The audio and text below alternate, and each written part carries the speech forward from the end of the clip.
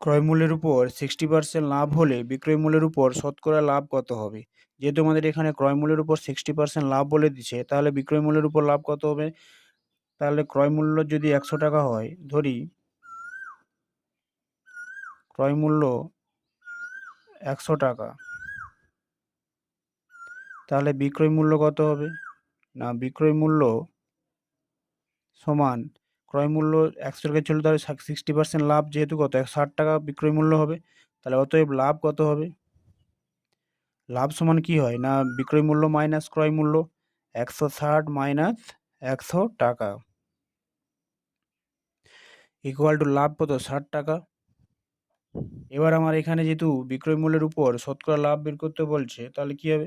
না, বিক্রয় মূল্যের উপর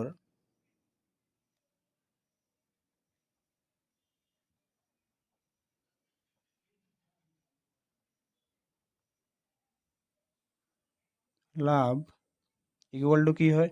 না, লাভ বাই, যেহেতু বিক্রয় মূল্যের উপর বলছে তাই বিক্রয় মূল্য ইন্টু ১০০%। তাহলে যেহেতু এবারে এখানে একটা সূত্র বোঝার কি থাকে না, যখন লাভের হার বা ক্ষতির হার বের করতে বলে তখন উপরে কি হয়? ক্ষতি বাই ক্রয় মূল্য বা লাভ বাই ক্রয় মূল্য। কিন্তু এখানে পার্টিকুলার এখানে কি বলে দিচ্ছে না যে বিক্রয় মূল্যের উপর, তাই হচ্ছে বিক্রয় মূল্য লিখলাম, তার উপর লাভ, এই জন্য নিচে বিক্রয় মূল্য লেখা হলো। এবার লাভ যেহেতু আমার এখানে কত? ৬০ টাকা, ৬০ বিক্রয় মূল্য ১৬০ টাকা ইন্টু ১০০%। এই শূন্য এই শূন্য, ২ ৩ ৬ ৮, ২ ৪ ৫০, ২৫, ২, তাহলে কত হবে?